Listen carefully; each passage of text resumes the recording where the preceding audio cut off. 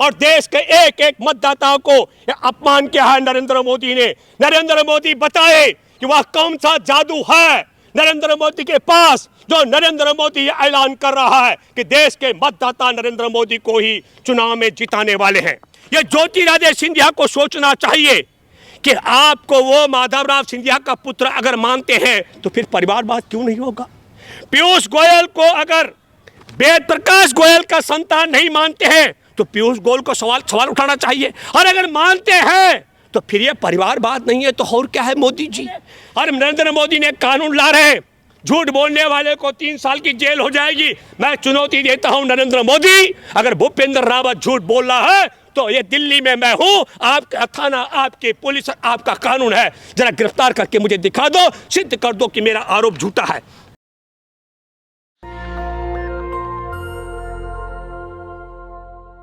दोस्तों नमस्कार, मैं हूं भूपेंद्र रावत और आज मैं आपके साथ बात करूंगा कि लाल किले से देश के प्रधानमंत्री नरेंद्र मोदी ने चुनाव आयोग के औचित्य को खारिज करते हुए देश के मतदाताओं का अपमान करते हुए ऐलान कर दिया कि 2024 में भी 15 अगस्त को गणतंत्र दिवस को नरेंद्र मोदी प्रधानमंत्री की हैसियत से लाल किले से देश को संबोधित करेगा।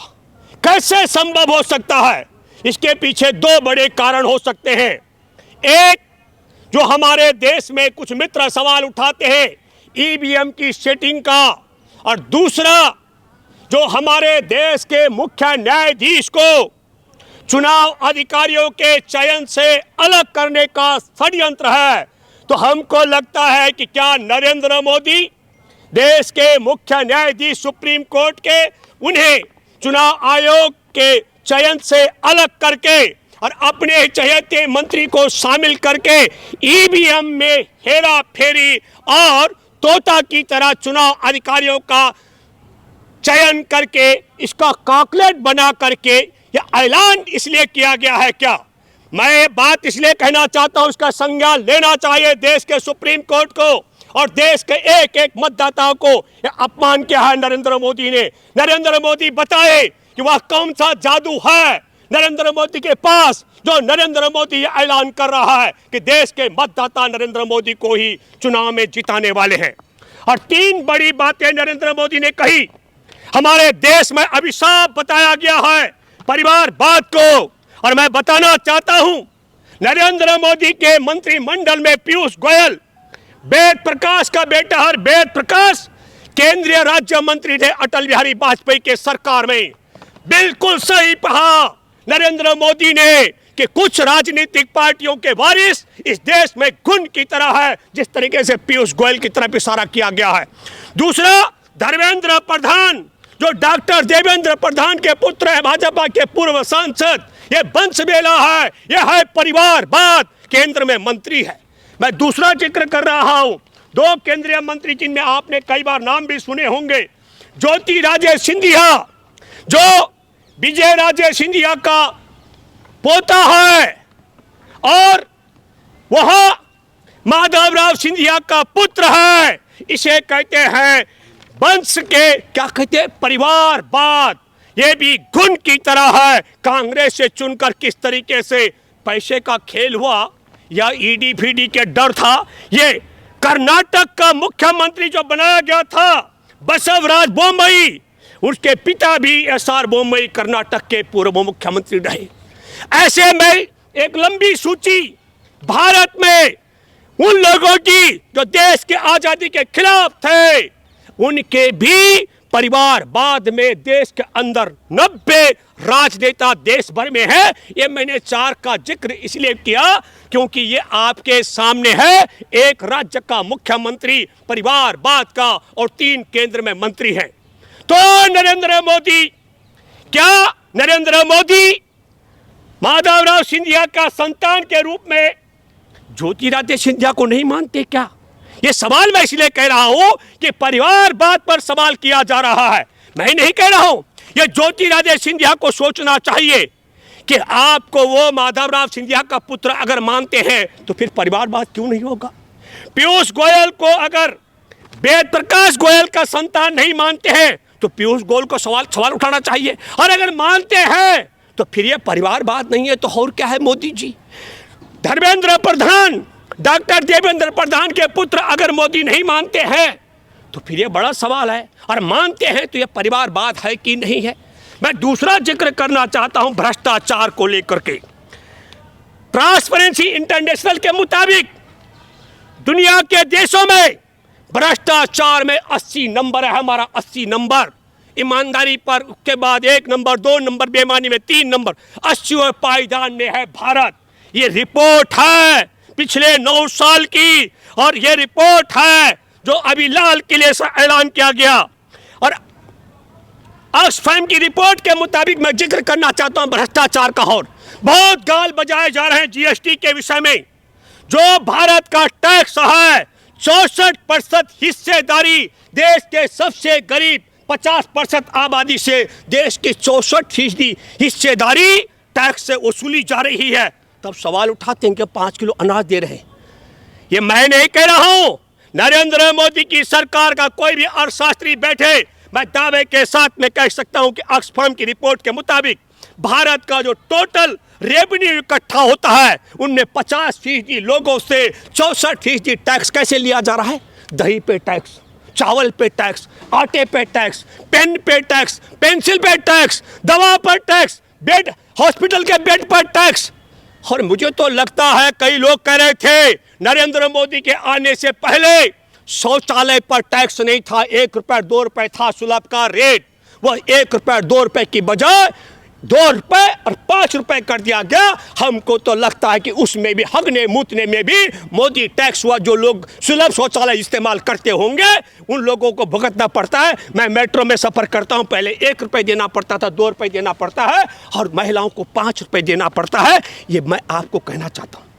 40% अगली आबादी जो देश में मध्यम वर्ग की है उनको 33% टैक्स अदा करना पड़ता है।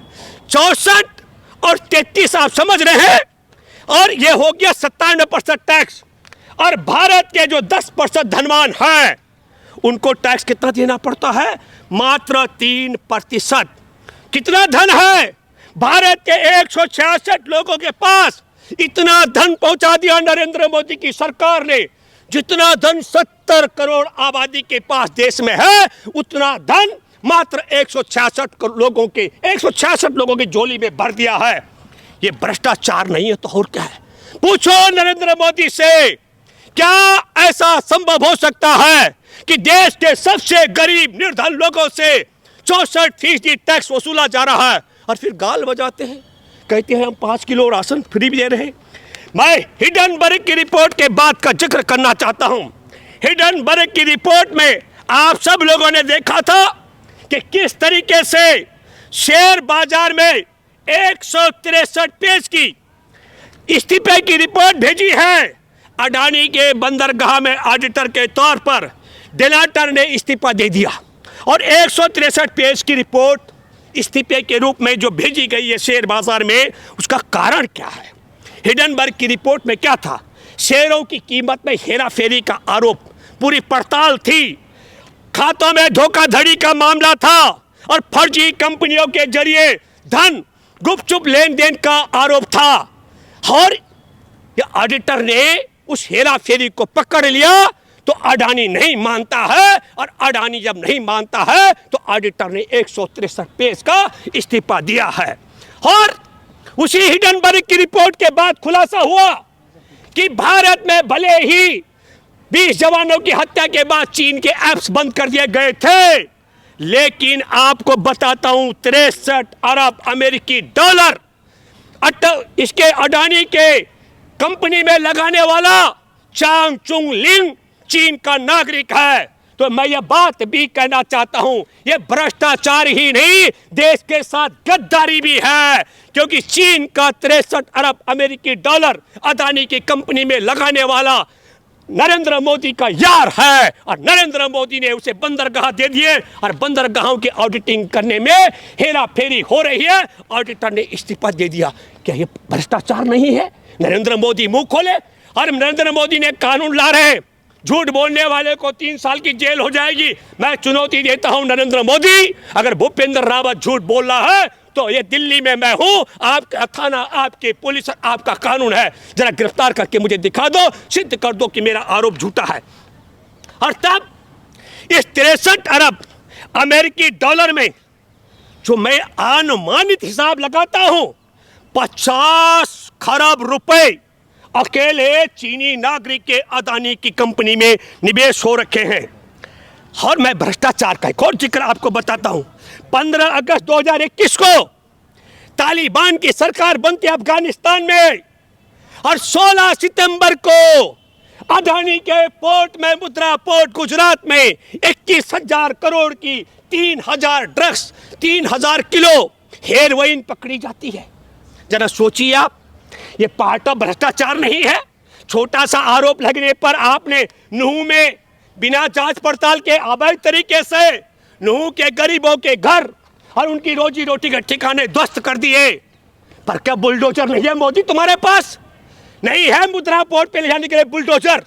तो हम बुलडोजर भी देते हैं, उसको पहुंचाने की व्यवस्था भी करते हैं, है?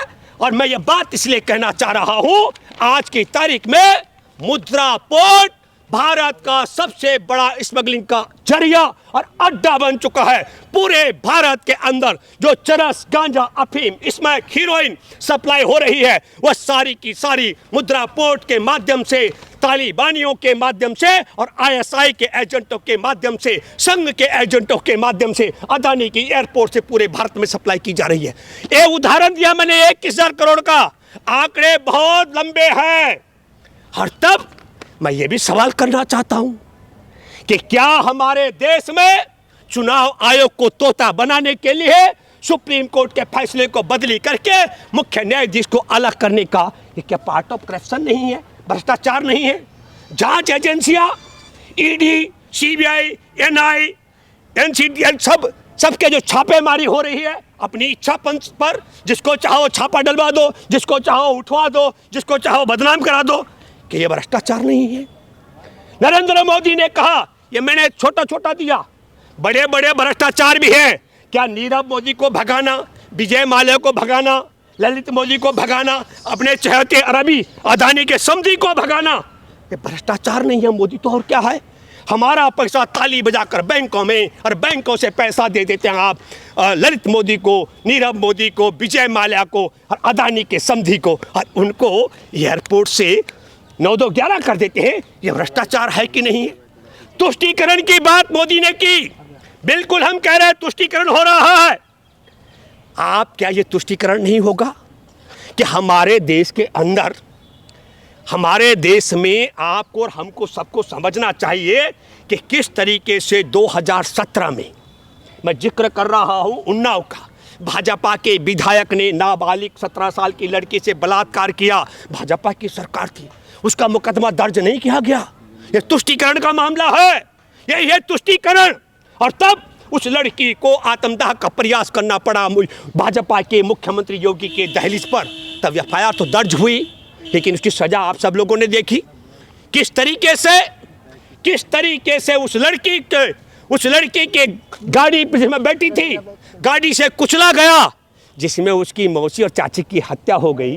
वकील और वह लड़की मरणासन है, तो क्या है तुष्टीकरण की नीति नहीं है? इन सब के बावजूद भी भाजपा ने उस एमएलए को अपने उससे नहीं हटाया था। किससे?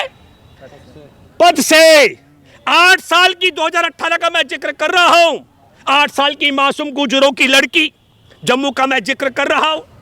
उस लड़की का अपहरण करके और अपहरण करने के बाद मंदिर में बंधक बना करके भूखे प्यासे जिन लोगों ने उसका बलात्कार किया, उसके शारीरिक शोषण किया, क्योंकि कई बार बैन लगता है शब्दों पर। उस शारीरिक शोषण के बाद जब वो भूखी प्यासी तड़पती ही मर गई, तो उनको बचाने के लिए जम्मू कश्मीर की सरकार में मंत्री भाजपा के तिरंगा लेके सड़क पर उतरे। यह है तुष्टीकरण की नीति। यह तुष्टीकरण की नीति है कि 2019 में इनके पूर्व केंद्रीय मंत्री राम मंदिर निर्माण की अगुवाई करने वाले संत चिन्मयानंद पर उसी के कॉलेज में पढ़ने वाली लड़की ने यौन शोषण का मुकदमा दर्ज कराने के लिए सुप्रीम कोर्ट की दहलीज तक खटखटाई थी और उस लड़की को, गरीब को, बामन की लड़की को विवश किया गया मुकदमा वापस लेने के लिए, चिन्मयानंद को बचाने के लिए। यह है तुष्टीकरण की रणनीति। यह है तुष्टीकरण की रणनीति कि अभी रामनवमी से पहले तो पीएसी के जवानों ने 22 मुसलमानों का घेर कर गोलियों से नरसंहार कर दिया था। 1987 का मैं जिक्र कर रहा हूं। उनको रामनवमी से पहले रिहा कर देना, उन पुलिसकर्मियों को।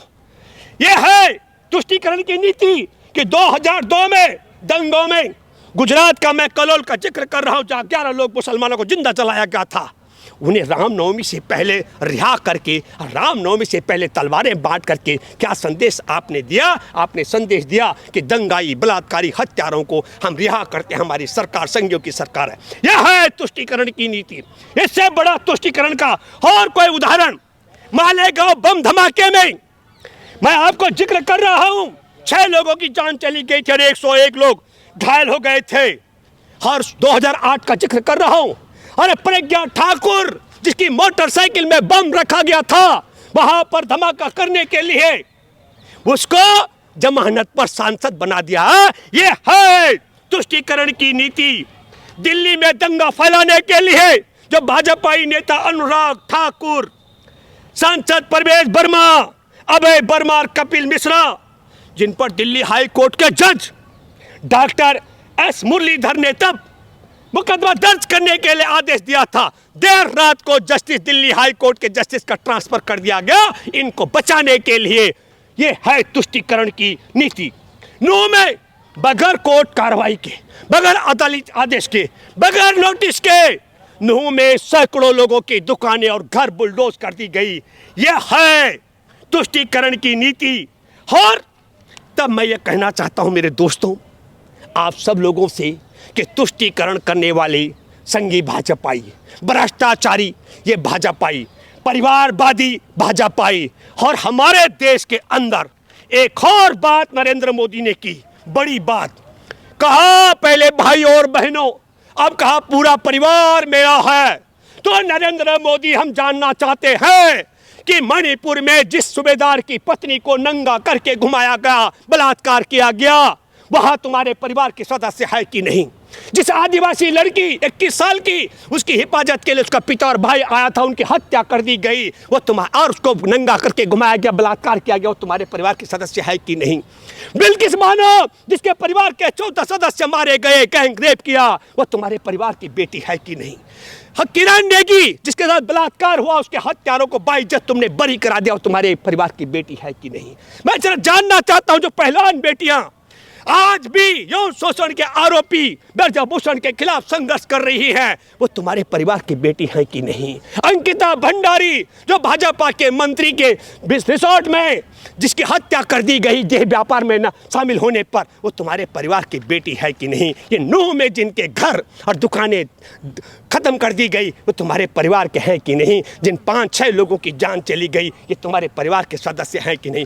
है तो मिस्टर मोदी, बताओ तुमने कब अफसोस व्यक्त किया, कब तुमने कार्रवाई की पहलवान बेटियों की शिकायत पर? कहां तुमने सूबेदार की पत्नी को नग्न बलात्कार की पीड़िता की शिकायत की? कहां क्या कार्रवाई की तुमने नूह के पीड़ितों के लिए, बिल्किस बानो के लिए, अंकिता भंडारी के लिए, किरण नेगी के लिए, और उन्नाव की वह बेटी जो आज भी मरणासन है, वो तुम्हारे देश की, तुम्हारे परिवार की बेटी है कि नहीं? और उसी उन्नाव में एक और 12 साल की बेटी ने बच्चे को जना। मोदी, खेलने कूदने के दिन में भाजपा के राज में 12 साल की बच्चियां बेटी जन रही हैं, क्या वो तुम्हारी बेटी है कि नहीं? ये सवाल देशवासियों को करना चाहिए। और फिर मैं कहना चाहता हूं, देश को बचाने के लिए, देश के लोकतंत्र को बचाने के लिए देश को उठ खड़ा होना चाहिए। ये देश में चुनाव आयोग जैसे स्वतंत्र संस्थान को तोता बनाने के लिए सुप्रीम कोर्ट के जजों को अलग करें। धन्यवाद। जय हिंद, जय जवान, जय किसान, जय संविधान। नेशनल दस्तक की आपसे गुजारिश है कि अगर इसको बचाना चाहते हैं तो नेशनल दस्तक को सब्सक्राइब करने के लिए रेड कलर के सब्सक्राइब बटन को दबाएं, फिर बेल आइकन की घंटी दबाएं। नेशनल दस्तक को बचाने के लिए बहुत जरूरी है कि हर खबर को शेयर करें, लाइक करें, कमेंट जरूर करें।